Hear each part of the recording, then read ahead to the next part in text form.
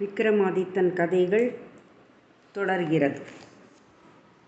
இவ்வாறு கதை சொல்லி முடித்த திரைச்சீலை எதிரே மஞ்சத்தில் இருக்கும் விக்ரமாதித்தனை நோக்கி, கதை கேட்ட பூமானே, இந்த கதையில் வரும் மந்திரிகுமாரன், ராஜகுமாரன், ருக்மணி பெண், அர்ச்சகன் இந்நால்வரில் யார் செய்த உயிர் தியாகம் பெரிது என்று கேட்டது. விக்ரமாதித்தனோ பேசாமடந்தையின் வாயை கிளறி எப்படியாவது அவள் அறியாமல் அவளை பேச வைத்து விட வேண்டும் என்று எண்ணியவனாய், மந்திரிகுமாரனின் உயிர் தியாகமே சிறந்தது என்று தவறான விடை சொன்னான். அதை கேட்டதும் திரைச்சீலையின் மறுபக்கத்தில் இருந்த பேசாமடந்தை கதாசுவாரஸ்யத்தில் தன்னை மறந்தவளாய் துள்ளி எழுந்து, அதைப்படி மந்திரிகுமாரனால் ராஜகுமாரனும் அவனால் ருக்மணி பெண்ணும் உயிர் துறந்தார்கள். அவர்கள் இருவரும் இறந்ததைக் கண்டு அது தன்னாலென்று வருந்தி மந்திரிகுமாரன் தன் உயிரை நீத்தான். இம்மூவரையும் விட ஒரு பாவமும் அறியாமல், ஓர் உறவு பந்தமும் இல்லாமல் அங்கு வந்த அர்ச்சகன் பழிக்கஞ்சி பரிதாபப்பட்டு உயிர் துறந்ததே விசேஷமாகும் என்றாள்.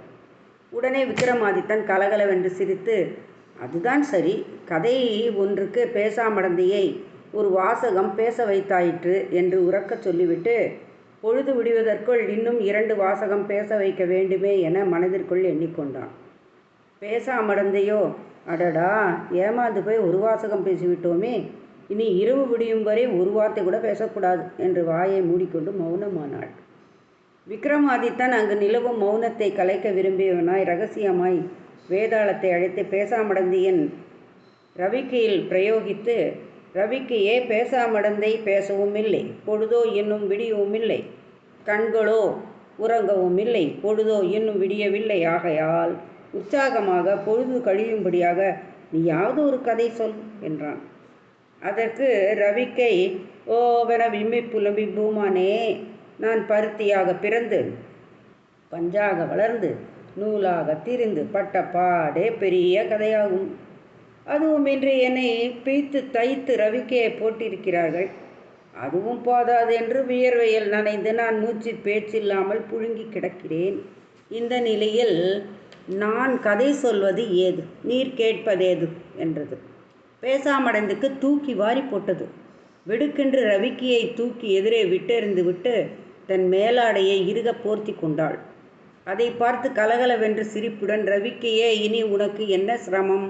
உன் எஜமானிதான் மனம் இளகி உன்னை விடுதலை செய்து விட்டாளே, இனியாவது கருத்துள்ள கதையை சொல் என்று வேண்டிக் கொள்ளவே ரவிக்கையில் இருந்த வேதாளமும் கதையை தொடங்கியது. ரவிக்கை சொன்ன மதிவல்லபன் மோகனாங்கி கதை இதோ. ரங்கநாதபுரத்தை அரசாண்டு வந்த வீரவர்ம மகாராஜனுக்கு மோகனாங்கி என்றொரு புத்திரி இருந்தாள். சமரவர்மன் என்பவனுக்கு மதி வல்லபன் என்று ஒரு குமாரன் இருந்தான். அரசகுமாரி மோகனாங்கியும் மந்திரிகுமாரன் மதிவல்லபனும் பால்ய பருவத்தில் ஒன்றாக பள்ளியில் படித்து உயிருக்குயிராய் பழகி வந்தார்கள். இளவரசி புஷ்பவதியாகி கன்னிமாடத்தில் இருக்கும்போது கூட அவளால் மந்திரிகுமாரன் மீதுள்ள ஆசையை மறக்க முடியவில்லை. மன்னர் பிரான் மகளை மந்திரிகுமாரன் மணக்க முடியாதே என்று தடுமாறிய காதலனுக்கும் தன் காதலியின் ஆசை முகத்தை காண முடிவதில்லை. கன்னிமாடத்தின் நிலவரையில் தன் காதலனை நினைத்து எந்நேரம் உருகிக் கொண்டிருந்த இளவரசி ஒரு நாள் தன் அந்தரங்க தாதியை அழைத்து மதிவல்லபனை இரவில் 12 நாழிகை நேரத்தில் பள்ளியறைக்கு அழைத்து வர வேண்டும் என்று தூது அனுப்பினாள். அதுபோல மந்திரிகுமாரன் ஆவலும் அச்சமும் ஒருங்கே மருங்கி தள்ள இந்த இளவரசியின் பள்ளியறைக்கு வந்து ஏங்கி நின்றான். அவரிடம் மோகனாங்கி பாய்ந்தோடி வாரி அணைத்து ஆனந்த கண்ணீர் சொரிந்தாள். இருவரும் மற்றற்ற காதல் கொண்டு அந்த இரவிலே இரகசியமாக கந்தர்வ மனம் புரிந்து கொண்டார்கள். பிறகு சரச சல்லாப பேச்சுகளுடன் சப்ரக்கூட மஞ்சம் சென்று தாம்பூலம் மாற்றிக்கொண்டு வாசனை திரவியங்கள் பூசி சிவந்த உதடுகள் வெளுக்க வாய் நிறைய பேசி குதூகலமாய் இரவை கழிக்கலானார்கள். இதுபோல் பல இரவுகள் கழிந்த பின்னர் ஒரு நாள் மோகனாங்கி கர்ப்பமுற்றாள். 5 மாதம் வரை அதை யாரிடமும் சொல்லாமல் மறைத்து வந்தாள். 6 மாதம் ஆனால் அதை அன்னை அறிந்து கொண்டு விடுவாளோ என்று கலங்கியவளாய் மோகனாங்கி ஒரு நாள் இரவு தன் ஆசை நாயகனான மந்திரிகுமாரனை அழைத்து, இனிமேல் இந்த விஷயத்தை ஒழிக்க முடியாது, என்ன செய்யலாம் என்று குழம்பினாள். அதற்கு மந்திரி குமாரன், அன்பே மோகனாங்கி, இனிமேல் உன் பிதாவான மன்னர் பிரான் இவ்விஷயத்தை அறிந்தால் ஊர் சிரிக்குமே என்று உருமிச் சீறுவார். அவரால் இருவரும் கொஞ்சம் திரவியத்தை எடுத்துக்கொண்டு இந்த ஊரை விட்டு எங்காவது கண்காணாத தேசத்திற்கு போய்விடலாம் என்றான். வேறு வழியின்றி மோகனாங்கியும் சம்மதித்தாள். ஒரு நாள் காதலர்கள் இருவரும் புறப்பட்டு பல ஊர்களிலும் நாடோடிகள் போல அலைந்து கடைசியாக கோதாவரி பட்டணத்தை அடைந்து அங்கிருந்த ஒரு அன்னச்சத்திரத்தில் தங்கினார்கள்.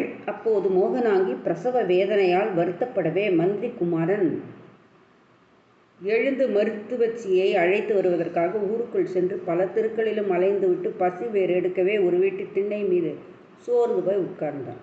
அந்த வீட்டில் இருந்த சுந்தரி என்கிற தாசி ஜன்னல் வழியாக எட்டி பார்த்து திண்ணையில் அமர்ந்திருக்க மந்திரி குமாரின் அழகையும் வாலிப பொலிவையும் கண்டு மயங்கி மோக வசமாகி அவனை தன்னிடமே வைத்து கொள்ள விரும்பினாள். அவள் வசியம் பில்லி சூனியம் கற்றவள், அதோடு தந்திரமும் சாத்துரியமும் வாய்ந்தவள்.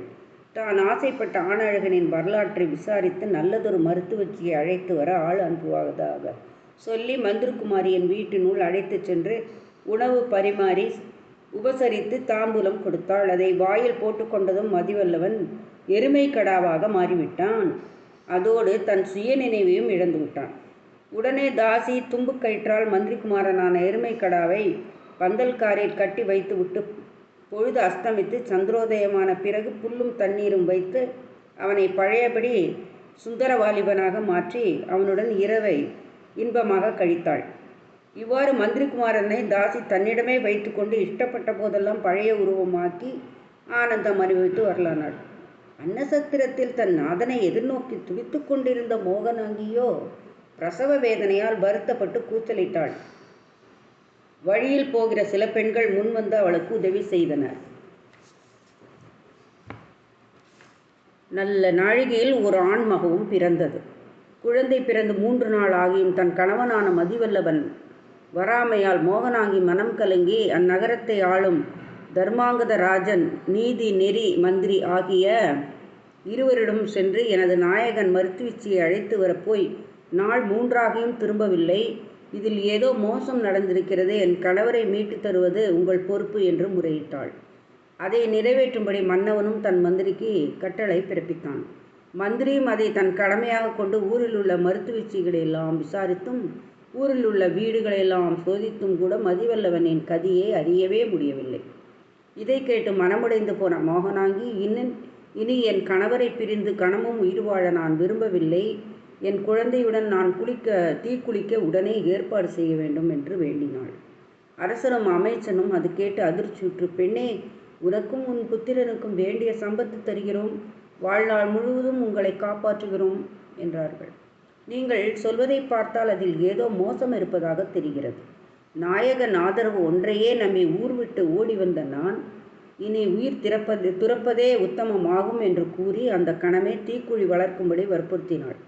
அவள் வார்த்தைக்கு மறுவார்த்தை பேச இயலாமையால் அப்படியே தீ வளர்க்கப்பட்டது. மோகனாங்கியும் ஸ்நானபானம் செய்து குழந்தையை கையில் எடுத்துக்கொண்டு தீக்குழியை சுற்றி வலம் வந்தாள். அவள் தீக்குளிக்கும் அதிசயத்தை காண்பதற்காக அவ்வூர் அரசனும் மந்திரி பிரதானிகளும் அங்கு கூடியிருந்தார்கள். தாசி சுந்தரியும் எருமை கடாவாக இருந்த மதிவல்லவனை மனித உருவமாக்கி அழைத்து கொண்டு அவளுடன் கைகோர்த்து உல்லாசமாக அந்த தீக்குளிக்கும் வைபவத்தை வேடிக்கை பார்க்க வந்தாள்.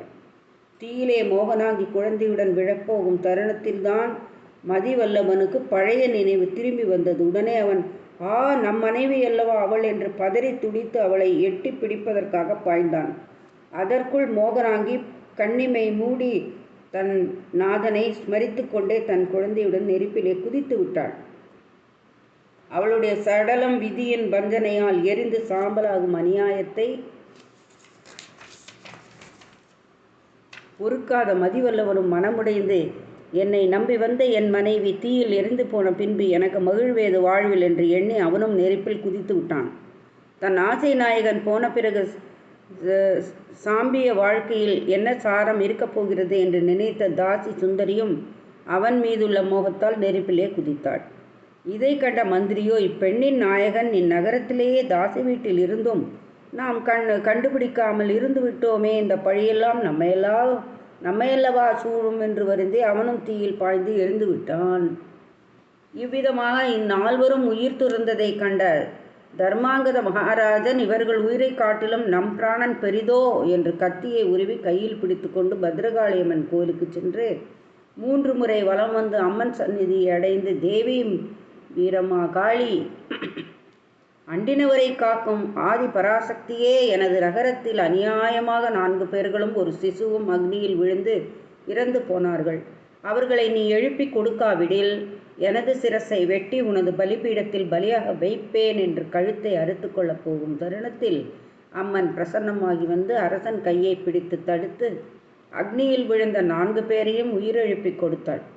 அரசனும் அம்மனிடம் விடை பெற்று கொண்டு உயிர் பெற்ற 4 பேரையும் கொலுவிற்கு அழைத்து போய் மந்திரிகுமாரனின் வரலாற்றை கேட்டு அவனை தன் அரண்மனையிலேயே பொக்கிஷ அதிகாரியாய் வைத்து கொண்டான். அதற்கு பின்னர் மதிவல்லவனும் மோகனாங்கியும் தங்கள் குழந்தையுடன் ஆனந்தமாக இல்லறம் நடத்தலானார்கள். தாசி சுந்தரியும் நல்லவளாகி தன்னில்லம் சென்று துறவினை போல வாழ்ந்து நல்லறம் புரிந்து வந்தாள். தொடரும். நன்றி, வணக்கம்.